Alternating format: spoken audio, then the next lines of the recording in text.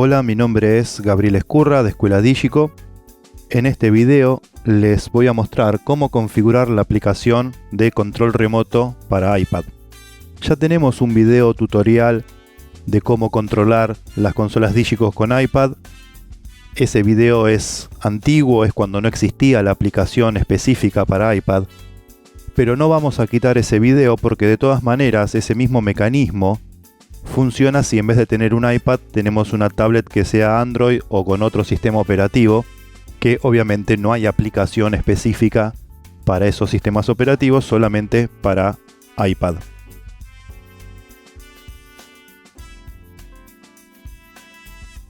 Para comenzar vamos a ir a Setup y luego a External Control. Y una vez en External Control, lo que vamos a hacer es habilitar esta capacidad de controlar de forma externa la consola. Luego agregaremos un dispositivo que será Digico Pad. Le podemos poner el nombre que nosotros querramos. Y luego vamos a poner en esta casilla el IP que tengamos configurado en la conexión de red de nuestro iPad.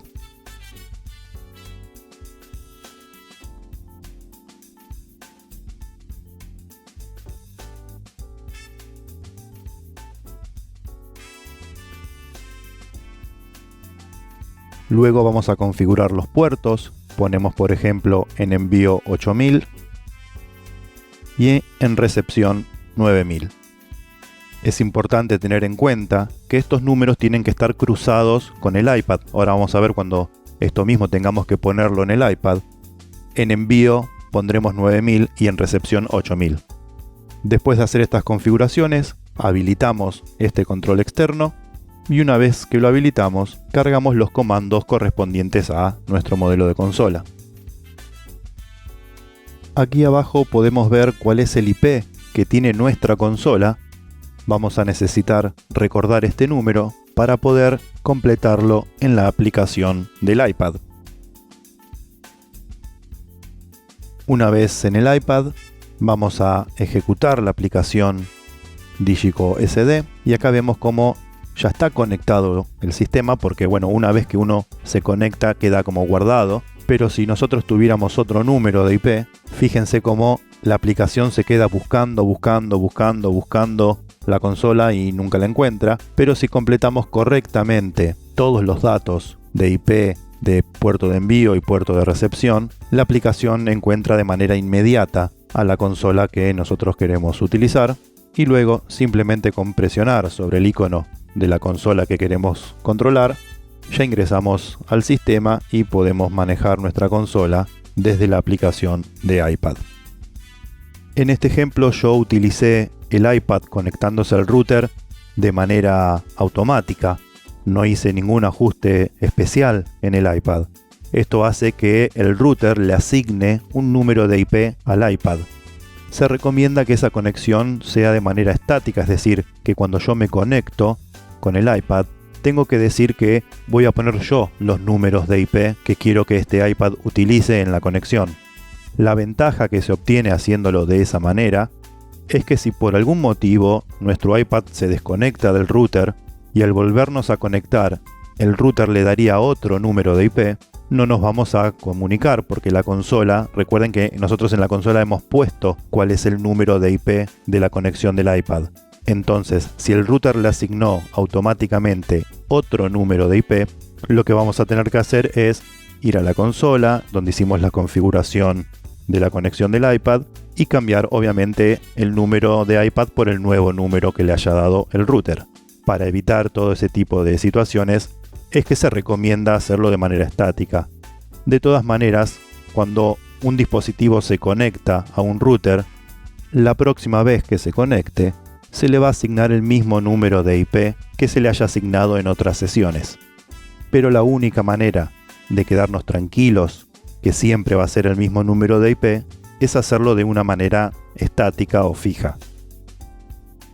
Para saber cuál es la configuración IP que nuestro router le dio al iPad, en la sección de configuraciones Wi-Fi del iPad vamos a apretar el iconito que tiene una I y eso nos va a abrir una ventana con los detalles de esta conexión de red. en donde podemos sacar la información de IP para poder completarlo en la configuración de la consola. Si queremos nosotros asignar una IP estática a nuestro iPad, presionamos donde dice estática y debemos completar manualmente los números de IP. Lo que vamos a necesitar completar son las primeras tres opciones: dirección IP, máscara de subred, y donde dice router es el IP del router, que generalmente termina en 1. Cuando vamos a DHCP, que sería la asignación automática que le dio el router al iPad, ahí podemos ver un ejemplo de cómo tienen que ser estos números. Un problema común de conexión de la aplicación con la consola tiene que ver con los números IP que se le asignan de fábrica a la consola. Generalmente los números que vienen de fábrica son unos números de uso poco común en redes. Cuando uno compra un router, ese router viene configurado con números de uso común en redes. Nosotros en Argentina, antes de entregar una consola, modificamos los números de IP y de máscara de subred para que no tengan problemas a la hora de querer conectarla con un router. No tener problemas en el sentido que con las configuraciones por defecto que traiga el router, les va a servir para hacer las demás configuraciones que nosotros necesitamos para hacer control. Con esto evitarles que tengan que entrar a editar las propiedades de un router. Salvo los modelos SD7 y SD5, los demás modelos de la línea vienen con máscara de subred 255.255.0.0 y un determinado número de IP. Los routers generalmente tienen, como estamos viendo acá, una sección en donde se puede cambiar el número de IP de trabajo de ese router y la configuración de la máscara de subred. En este caso el número de IP se puede cambiar, pero la máscara de subred ofrece unas determinadas opciones. Con estas opciones de máscara de subred no podemos poner 255.255.0.0. La única forma que vamos a tener en un router de poder poner un IP y una máscara de subred que sea parecida a lo de la consola es poner este router en Static IP, como vemos en esta captura. Entonces al elegir Static IP, el router nos va a permitir configurar todos los números de IP, de máscara de subred y de puerta de enlace.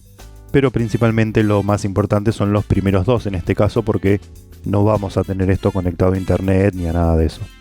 La contra de esta configuración es que si ese router lo usamos para varias cosas, cada vez que hagamos un cambio de utilidad de este router vamos a tener que hacer un cambio en estas configuraciones. Por eso nosotros es que hemos decidido cambiar los IP en la consola para que pueda funcionar con los routers tal como vienen de fábrica, digamos. Tengan en cuenta que la forma de editar las configuraciones de un router van a variar de acuerdo a la marca y modelo de router que tengamos. Por eso no me explayo demasiado en cómo configurar el router. Para ingresar a la configuración de red de la Digico, salimos de nuestro software presionando Alt F4, confirmamos esta operación y una vez que nuestra consola salió del software de Digico, vamos a buscar la barra de inicio de Windows. Presionando botón derecho en inicio vamos a explorar.